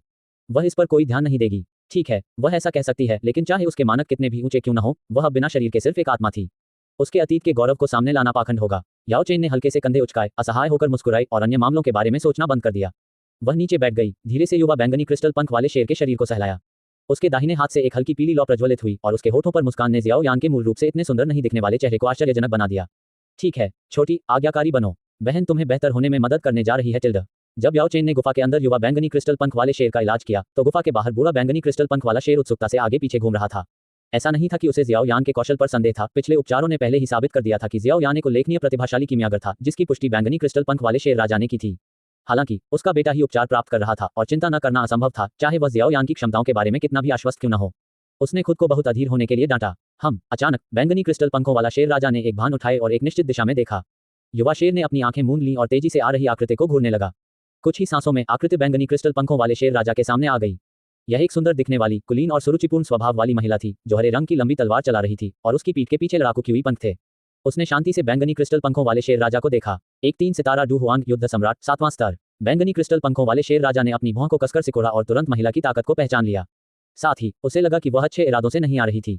अध्याय 98 परिचय। मानव शक्ति, तुम मेरी गुफा में क्यों आए हो? बैंगनी क्रिस्टल पंखों वाला शेर राजा अपने सामने खड़ी महिला को घूरता रहा और सख्ती से पूछा। महिला ने अपने हाथ में ब्लेड हिलाया और उसकी ठंडी आवाज उसके लबादे के नीचे से आई। मैं शेर राजा से बैंगनी आत्मा क्रिस्टल उधार लेने आई हूँ। बैंगनी आत्मा क्रिस्टल, तुम इंसानों में वाकई सपने देखने की हिम्मत है। बैंगनी क्रिस्टल पंखों वाला शेर राजा ठंडी आवाज में बोला। यही वह सार है जिसे परिष्कृत करने में मेरे कबीले को 20 साल लगते हैं। मैं इसे किसी ऐसे व्यक्ति को क्यों दूं जिसे मैं कभी नहीं मिला? तुम अपनी जरूरत की चीजें प्रस्तावित कर सकते हो और मैं उन्हें तुम्हारे साथ बदल सकता हूँ। महिला की आवाज बहुत जोरदार नहीं थी क्योंकि बैंगनी क्रिस्टल पंखों वाले शेर राजा की ताकत उसकी खुद की ताकत से कम नहीं थी। ये सुनकर बैंगनी क्रिस्टल पंखों वाले शेर राजा ने अपनी आंखें बंद कर ली जैसे कि सोच रहा हो, फिर एक पल के बाद अपनी आंखें खोली और कहा, ठीक है, मैं अभी परिवर्तन के चरण में हूँ। जब तक तुम मुझे बॉडी ट्रांसफॉर्मेशन पिल ला कर दे सकते हो, मैं तुम्हें पर्पल स्पिरिट क्रिस्टल उपहार में दूंगा। बॉडी ट्रांसफॉर्मेशन पिल। महिला की अभिव्यक्ति भद्दी हो गई। बॉडी ट्रांसफॉर्मेशन पिल 7वीं कक्षा की गोली थी। ये पर्पल स्पिरिट क्रिस्टल के एक छोटे से टुकड़े के बदले में देने लायक नहीं थी। इसके अलावा उसके पास गोली नहीं थी और वर्तमान स्तर के अल्केमिस्ट गुहे को भी इसे सफलतापूर्वक परिष्कृत करना मुश्किल होगा। लेकिन उसे वास्तव में उस पर्पल स्पिरिट क्रिस्टल की आवश्यकता थी। मुझे खेद है, मैं वास्तव में बॉडी ट्रांसफॉर्मेशन पिल नहीं बना सकता। क्या हम इसे अन्य स्थितियों में बदल सकते हैं? महिला ने एक और अनुरोध किया। वह पर्पल क्रिस्टल विंगलान किंग के साथ संघर्ष को भड़काना नहीं चाहती थी क्योंकि उनकी ताकत समान रूप से मेल खाती थी। हालांकि महिला शांतिपूर्वक स्थिति को हल करना चाहती थी। पर्पल क्रिस्टल विंगलान किंग ने उसे कोई चेहरा नहीं दिया। इसने अपना विशाल सिर एक तरफ घुमाया, अपने क्रूर नुकीले दांतों को दिखाते हुए और उपहास किया। मुझे केवल बॉडी ट्रांसफॉर्मेशन पिल चाहिए। अगर आपके पास यह नहीं है तो आगे बात करने की कोई जरूरत नहीं है। आप जा सकते हैं। बैंगनी क्रिस्टल पंखों वाले शेर राजा ने यह कहा, लेकिन महिला की आभा अचानक बदल गई। वह अपने सामने खड़े शेर राजा को आश्चर्य से देखने लगी। उस स्थिति में मैं कुछ नहीं कर सकती। महिला ने अपने हाथ में लंबी तलवार उठाई और उसे सीधे बैंगनी क्रिस्टल पंखों वाले शेर राजा की ओर इशारा किया। मुझे वास्तव में बैंगनी आत्मा क्रिस्टल की आवश्यकता है। चूंकि आप विनिमय करने के लिए तैयार नहीं हैं, इसलिए मैं इसे केवल बलपूर्वक ही ले सकती हूँ। मैं पहले से ही माफी मांगती हूँ। जैसे ही महिला ने बोलना समाप्त किया, वह बैंगनी क्रिस्टल पंखों वाले शेर राजा की ओर बढ़ी। शेर राजा का चेहरा तिरस्कार से भरा हुआ था। वास्तव में तुम इंसान हमेशा ऐसे ही होते हो। तुम महान और शक्तिशाली होने का दिखावा करते हो, लेकिन जब तुम जो चाहते हो उसे प्राप्त नहीं कर पाते हो तो तुम्हारा असली लालच प्रकट हो जाता है। बैंगनी क्रिस्टल पंखों वाले शेर राजा ने अपने विशाल पंजे को भयंकर रूप से घुमाने से पहले पास आने वाली महिला से कहा, तुम तथाकथित शक्तिशाली इंसानों की तुलना में जियाओ यान, हालांकि सिर्फ एक दूषित बैटल मास्टर, तीसरा स्तर है, बहुत अधिक दुर्जय है। जियो यान। बैंगनी क्रिस्टल पंखों वाले शेर राजा से एक परिचित नाम सुनकर महिला अचानक स्तब्ध रह गई। फिर वह अपने सामने की भव्य गति से चौंक गई और मुश्किल से एक तरफ मुड़ी। वह विश्वास में शेर राजा को देखती रही। रुको, तुमने अभी जियो यान का जिक्र किया और मत बोलो। महिला स्पष्ट रूप से कुछ पूछना चाहती थी, लेकिन बैंगनी क्रिस्टल पंखों वाले शेर राजा ने उसे सख्ती से रोक दिया। वह अपने सामने इस लालची इंसान के साथ अपना सारा धैर्य खो चुका था। अपने खून से भरे मुंह को खोलते हुए उसने महिला की ओर एक झुलसाने वाली बैंगनी लौ छोड़ी। लौ की गर्मी महसूस करते हुए महिला का माथा ठंडे पसीने से लथपथ हो गया और वह जल्दी से चकमा देते हुए अंदर ही अंदर कोसने लगी। धिक्कार है, यह आदमी कभी नहीं सुनता। हालांकि महिला जानती थी कि चाहे जो भी हो, उसे अपने सामने की लड़ाई पर ध्यान केंद्रित करना चाहिए, लेकिन जियो यान के नाम का जिक्र उसे चिंता में डाल देता था। क्या वह जिस जियो यान को जानती है वह वही व्यक्ति है जिसका शेर ने जिक्र किया था? अगर वह है तो अब जियाओ यान कैसा कर रहा है? जियाओ यान सिर्फ एक दूषित बैटल मास्टर, तीसरा लेवल है। क्या वह पर्पल क्रिस्टल विंग लान किंग से मुठभेड़ के बाद वाकई बच सकता है? महिला के विचार अस्त व्यस्त थे, जिससे उसके लिए स्पष्ट रूप से सोचना मुश्किल हो रहा था। वह जियाओ यान की सुरक्षा को लेकर बहुत चिंतित थी और पर्पल क्रिस्टल विंग लान किंग के हमलों से बचने में इतनी व्यस्त थी कि वह पलटवार भी नहीं कर पाई। और यही चिंता थी जिसकी वजह से महिला ये भूल गई कि लड़ाई के दौरान विचलित होना कितना खतरनाक था। बैंगनी रंग की क्रिस्टल सील। आखिरकार बैंगनी रंग के पंखों वाले शेर राजा ने महिला की कमजोरी के पल को जब्त कर लिया। उसके विशाल पंजे ने उसे नीचे गिरा दिया, जिससे वह बुरी तरह से दब गई। महिला की छाती पर बैंगनी रंग का पैटर्न दिखाई दिया। टिल्ड। गंभीर रूप से घायल महिला ने मुंह से खून थूका और उसे एहसास हुआ कि बैंगनी रंग की क्रिस्टल सील की वजह से उसकी ताकत द शिप बैटल मास्टर, तीसरा लेवल जितनी हो गई थी। अगर सी हॉट आर्मर की सुरक्षा न होती तो उसके अंदरूनी अंग टूट जाते। लानत है, लड़ाई के दौरान विचलित होना। मैं वास्तव में बेकार हूं। महिला ने अपने दांत भींचे, लगातार अपनी अपरिपक्वता को कोसती रही। अब अपनी ताकत को सील कर देने के बाद वह बैंगनी रंग के पंखों वाले शेर राजा की नजर में चींटी से अलग नहीं थी। पहले ही बहुत देर हो चुकी थी, लेकिन कम से कम मरने से पहले। बैंगनी क्रिस्टल पंखों वाला शेर राजा अपने पैर के नीचे महिला को देखता है और उसकी आंखों में संदेह की एक झलक दिखाई देती है। वह समझ सकता था कि महिला की ताकत उसके खुद के बराबर थी। हालांकि उसे डर नहीं लगता था, अगर वे गंभीरता से लड़ते तो यह आपसी विनाश में समाप्त हो सकता था। हालांकि उसने कभी नहीं सोचा था कि वह इतनी आसानी से जीत जाएगा। यह महिला लड़ाई के दौरान विचलित लग रही थी, जिससे बैंगनी क्रिस्टल पंखों वाला शेर राजा हैरान रह गया। हालांकि उसकी समझ में जियो यान के अलावा अन्य सभी मनुष्य घृणित थे, लेकिन उसने कभी किसी ऐसे मूर्ख का सामना नहीं किया था जो लड़ाई के दौरान विचलित हो। जब बैंगनी क्रिस्टल पंखों वाला शेर राजा सोच रहा था तो नीचे से एक कमजोर आवाज आई। शेर राजा। हाँ। बैंगनी क्रिस्टल पंखों वाला शेर राजा उस महिला को देखता है जिसे उसने पकड़ रखा था और उसका माथा गहरा हो गया। इस समय वह अभी भी कुछ कहना चाहती है। दया की भीख मांगना। उसने खुद ही लड़ाई शुरू की और उसके असंतुलित दिमाग ने उसे हार का सामना करना पड़ा। अब दया की भीख मांगने के लिए उसके पास कौन सा चेहरा है? जियो शियाओयान। महिला ने बैंगनी क्रिस्टल पंखों वाले शेर राजा को ध्यान से देखा, हताश होकर पूछा, जियोयान वह कैसा है? क्या जियोयान? महिला का सवाल सुनकर बैंगनी क्रिस्टल पंखों वाला शेर राजा क्षण भर के लिए स्तब्ध रह गया। फिर उसका दिल कठोर हो गया और उसका पंजा जो महिला को दबा रहा था तुरंत उठ गया। उसके भीतर का युवा जानवर आश्चर्य से भर गया। क्या तुम जियोयान को जानते हो? तुमने पहले ऐसा क्यों नहीं कहा? नवंबर LBJNN। जैसे ही बैंगनी क्रिस्टल पंखों वाला शेर राजा स्थिति को संभालने के बारे में सोच रहा था, उसके पीछे गुफा से जियोयान की आवाज आई। तुम्हारे बेटे ने अपने द्वारा निगले गए सभी साथी बैंगनी क्रिस्टल सार को उल्टी कर दिया है। जब वह जागेगा तो सब ठीक हो जाएगा। यह आवाज। जमीन पर लेटी महिला ने ये जानी पहचानी आवाज सुनी और जब उसने विशाल गुफा की ओर देखा तो उसकी पुतलियां अचानक सिकुड़ गईं। उसकी आशा भरी निगाहों में गुफा से एक आकृति उभरी, जिसके हाथ में बैंगनी तरल से भरी एक शीशी थी। ये जियोयान था। जियोयान ने गुफा के प्रवेश द्वार पर बैंगनी क्रिस्टल पंखों वाले शेर राजा को देखा और अपने हाथ में शीशी को उसकी ओर बढ़ाया। यहाँ साथ ही बैंगनी क्रिस्टल सार जिसे निकाला गया था। इसे अपने बेटे को इतनी लापरवाही से मत दो हो। जियोयान ने अपनी भौहें उठाई, ये देखते हुए कि बैंगनी क्रिस्टल पंखों वाले शेर राजा के पीछे एक व्यक्ति लेटा हुआ लग रहा था। इससे वह थोड़ा हैरान हो गया और उसने बेहतर तरीके से देखने के लिए अपना शरीर घुमाया। उसी समय याओ चेन, जो अभी अभी रिंग में लौटी थी, को उत्साह की लहर महसूस हुई क्योंकि उसने पहचान लिया कि वह व्यक्ति कौन था। उसने जो दवा परिष्कृत की थी उसका उपयोग किया जाने वाला था। जैसे ही याओ चेन उत्साहित महसूस कर रही थी, जियोयान की नजर उन व्यक्तियों से मिली और वह अचानक दंग रह गया। बहन यूनजी। अध्याय 99। बैंगनी क्रिस्टल सील। बहन यूनजी। गंभीर रूप से घायल यूनजी को देखकर जियाओयान के चेहरे पर तुरंत एक घबराहट भरी अभिव्यक्ति दिखाई दी और वह जल्दी से उसके पास आया और नीचे झुक गया। दूसरी ओर यूनजी जियाओयान को सुरक्षित देखकर स्पष्ट रूप से शांत हो गई। जियाओयान खांसी। यूनजी कुछ कहने ही वाली थी कि उसे अपनी छाती में तेज दर्द महसूस हुआ, जिससे वह हिंसक रूप से खांसने लगी, जिससे जियाओयान घबरा गई। बहन युनजी, अभी मत बोलो। धीरे से युन जेड के नाजुक शरीर को सहारा देते हुए जियाओ यान ने अपनी भंडारण अंगूठी से एक उपचार दवा निकाली और उसे खिलाई। फिर उसने अपनी भौहें सिकुड़ी और बैंगनी क्रिस्टल पंखों वाले शेर राजा की ओर देखा। अभी क्या हुआ? यह मेरी गलती नहीं है, हो। बैंगनी क्रिस्टल पंखों वाले शेर राजा ने अपना सिर थोड़ा घुमाया, मुस्कुराते हुए। इस महिला ने पहले हमला किया और मैं बस अपना बचाव कर रहा था। सबसे पहले एक ऐसे इंसान का सामना करना जो उससे जबरदस्ती कुछ लूट रहा था। बैंगनी क्रिस्टल पंखों वाला शेर राजा उसे घायल करने के लिए दोषी महसूस नहीं करेगा। हालांकि स्थिति थोड़ी अजीब थी क्योंकि वह महिला जियाओ यान की परिचित निकली। इसके अलावा जियाओ यान ने बैंगनी क्रिस्टल पंखों वाले शेर राजा पर बहुत बड़ा उपकार किया था, वरना मैजिक बीस्ट माउंटेन रेंज में एक प्रमुख व्यक्ति के रूप में वह एक साधारण डूशिप बैटल मास्टर तीसरा स्तर को चीजों को समझाने की जहमत नहीं उठाता। इसके अलावा वह वही थी जिसने सबसे पहले आइटम को लूटने का प्रयास किया था। हालांकि यह जबरन किए जाने के कारण था, फिर भी यह एक तथ्य था। वह पहले से ही ऐसा करने के बारे में शर्मिंदा महसूस कर रही थी, लेकिन वह अपने कार्यों से इनकार करने तक नहीं गई। अगर तुमने मुझे पहले बताया होता कि तुम जियाओ यान को जानते हो तो तुम्हें इस तरह से पीड़ा नहीं होती। बैंगनी क्रिस्टल पंखों वाला शेर राजा ने एक तिरस्कारपूर्ण स्वर में युनजी को देखा, जबकि युनजी की अभिव्यक्ति कुछ हद तक अवाक हो गई। मुझे कैसे पता था कि तुम जैसे छठे दर्जे के जादुई जानवर जियाओ यान को जानते थे? इसके अलावा मैंने डकैती के दौरान तुम्हें कई बार रोकने की कोशिश की, लेकिन ये काम नहीं आया। बस यह उसकी गलती नहीं है, मैं ही थी जिसने इसे पहले लूटने की तैयारी की थी। उपचार की दवा लेने के बाद युनजी को लगा कि उसकी कुछ चोटें ठीक हो रही हैं। उसने आह भरते हुए कहा। उसने ये भी देखा था कि जियाओ यान और बैंगनी क्रिस्टल पंखों वाला शेर राजा एक दूसरे को जानते थे।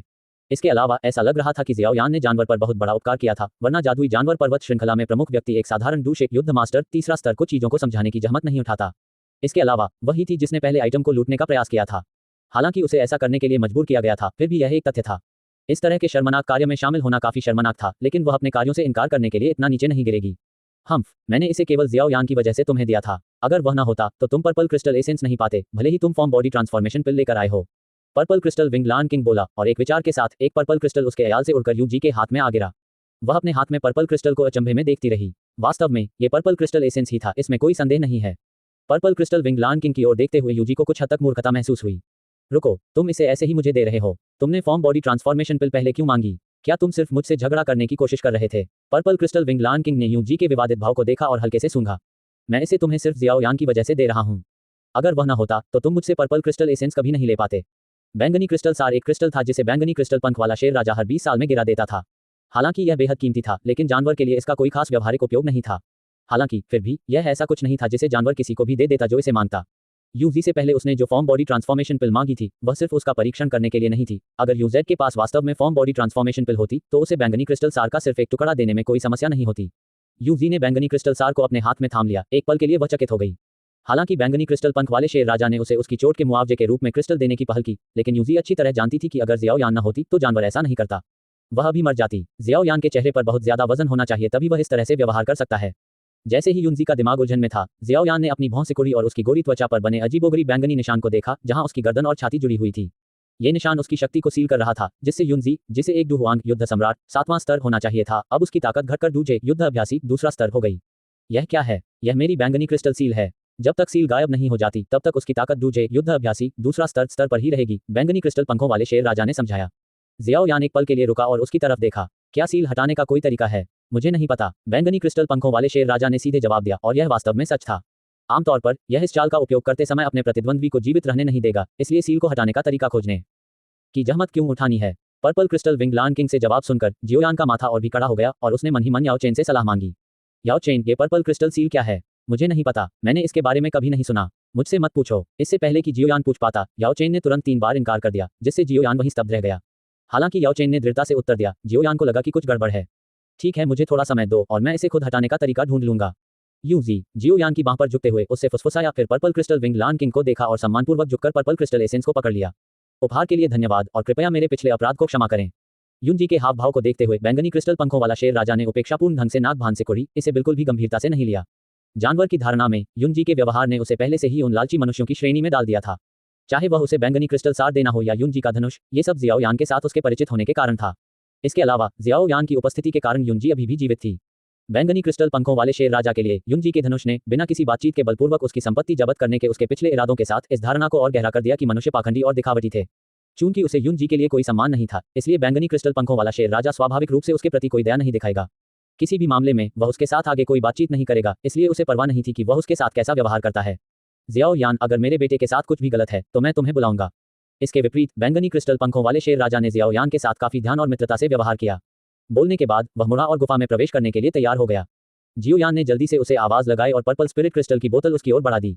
रुको, पर्पल स्पिरिट क्रिस्टल की यह बोतल ले लो। ये कुछ ऐसा था जिसे मैंने पहले नहीं खाया था। अगर तुम्हें कोई आपत्ति न हो तो इसे रख लो। पर्पल क्रिस्टल विंगलान किंग ने उदासीनता से कहा, फिर गुफा में प्रवेश किया। युनजी इस दृश्य को देखकर स्तब्ध रह गई। पर्पल क्रिस्टल विंगलान किंग का उससे नाराज होना वाजिब था क्योंकि उसने बातचीत टूटने के बाद बलपूर्वक उसकी संपत्ति जब्त करने का इरादा किया था। एक डाकू को कौन अच्छा चेहरा दिखाएगा। हालांकि युनजी इस बात से हैरान थी कि पर्पल क्रिस्टल विंगलान किंग ने जियोयान के साथ कैसा व्यवहार किया। एक ड्यूशिप बैटल मास्टर, तीसरा स्तर को मैजिक बीस्ट माउंटेन रेंज के शासक, पर्पल क्रिस्टल विंगलान किंग से अनुग्रह प्राप्त करना कुछ ऐसा था जिसे कहानियों में अजीब माना जाएगा। जियोयान, पर्पल क्रिस्टल विंगलान किंग तुम्हारे प्रति इतना दोस्ताना क्यों है?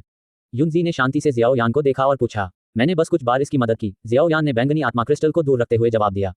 चूंकि बैंगनी क्रिस्टल पंखों वाले शेर राजा ने ऐसा कहा था, इसलिए वह इसे वापस देने पर जोर नहीं देगा, भले ही उसे अभी भी पता नहीं था कि यह क्या है। जियाओयान ने अपनी आंखों में कोमलता के संकेत के साथ युनजी को देखा और पूछा, बहन युनजी, क्या तुम खड़ी हो सकती हो? तभी युनजी ने देखा कि वह अभी भी जियाओयान की बाहों में जकड़ी हुई थी। उसका चेहरा थोड़ा लाल हो गया क्योंकि वह अपने आप बैठने के लिए संघर्ष कर रही थी। हालांकि वह अंततः सफल रही। बैंगनी क्रिस्टल पंखों वाले शेर राजा का वार बहुत शक्तिशाली था और यह केवल जियाओयान की उपचार दवा की बदौलत था कि उसकी आंतरिक चोटें स्थिर हो गई थीं। नतीजतन वह अपने आप खड़ी नहीं हो सकती थी। अगर तुम खड़ी नहीं हो सकती तो खुद को मजबूर मत करो। जियाओयान ने फुसफुसाते हुए युनजी को पकड़ लिया और उसे अपने पैरों पर खड़ा होने में मदद की। चलो, मैं तुम्हें उस गुफा में वापस ले चलता हूं जहां मैं अभी रहता हूं। ठीक है, युनजी ने धीरे से सिर हिलाया और धीरे से उत्तर दिया। अध्याय 100, संयम और इच्छा। जियाओयान ने युनजी को उठाया और अपनी गुफा में वापस उड़ गया। उसे धीरे से एक बड़े पत्थर के ऊपर घास की चटाई के ढेर पर रख दिया। युनजी, थोड़ी देर लेट जाओ, मैं तुम्हारे लिए पानी और खाना लेकर आता हूँ। मम्मा। घास की चटाई पर लेटे हुए युनजी ने हल्के से सिर हिलाया और फिर जियाओयान मुड़ा और गुफा से बाहर निकल गया। जब उसने जियाओयान की आकृति को पीछे हटते देखा तो युनजी की खूबसूरत आंखों में जटिल भावनाओं की एक झलक दिखाई दी। उनके अलग होने के सिर्फ 2 महीने बाद जियाओयान की ताकत 3 सितारा डूजी युद्ध अभ्यासी दूसरा स्तर से 8 सितारा डूजी युद्ध अभ्यासी दूसरा स्तर तक बढ़ गई थी। उसने कहीं से उड़ान युद्ध कौशल भी हासिल कर लिया था। शायद ये मैजिक बीस्ट माउंटेन रेंज में उसके अनुभवों की वजह से था, लेकिन जब वे पहली बार मिले थे तब जियाओयान के चेहरे पर जो मासूमियत थी वह चुपचाप गायब हो गई थी। उसकी हर हरकत में परिपक्वता ने उसकी जगह ले ली थी। ये लड़का हर पहलू में बहुत तेजी से बड़ा हो रहा था। युनजी की नजर गुफा में घूमी और कोने में एक दवा की कड़ाही पर नजर पड़ी। उसकी आंखें एक बार फिर आश्चर्य से भर गईं। क्या ये हो सकता है कि वह कीमिया में भी कुशल हो? उस पल युनजी को अचानक याद आया कि जियाओयान ने उसे पहले जो उपचारात्मक दवा खिलाई थी। उसने महसूस किया कि इसका उपचारात्मक प्रभाव असाधारण था, जो बाजार में आसानी से मिलने वाली दवा से कहीं ज्यादा था। क्या ये हो सकता है कि उसने इसे खुद ही बनाया हो? धीरे धीरे युनजेड के दिल में आश्चर्य की लहर दौड़ गई। सिर्फ 2 महीने में जियाओयान इतना बड़ा हो गया था, और यह सिर्फ वह विकास था जिसे वह देख सकती थी। उसे आश्चर्य हुआ कि वह और कितना विकास नहीं देख सकती। जियाओयान की मूल शक्ति के बारे में सोचते हुए, जो पहले से ही उसके साथियों से आगे निकल गई थी, युनजी ऐसा सोचने से खुद को रोक नहीं पाई। उसके लिए उसके पास और क्या छिपी हुई वृद्धि हो सकती थी? गुफा के बाहर जियाओयान छोटी नदी के किनारे क्रॉस लेक बैठा था। उसके सामने उबलते पानी का एक बर्तन था और उसके बगल में ग्रिलिंग रैक पर स्वादिष्ट मांस पकाया जा रहा था। जियाओयान खुद बैंगनी तरल से भरी छोटी बोतल को देख रहा था।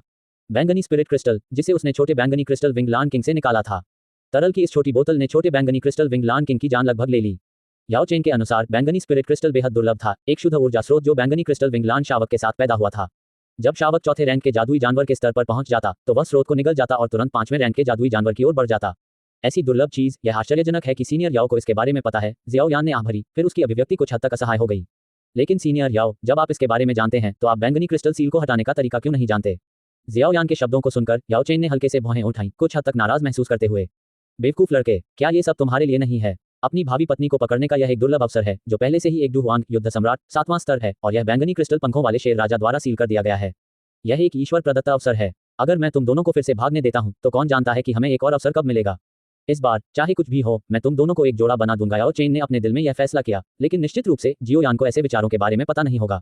याओ चेन ने जियोयान के सवाल का जवाब दिया, मैंने बहुत सी चीजें देखी हैं, लेकिन मैं सर्वज्ञ और सर्वशक्तिमान पैदा नहीं हुआ हूँ।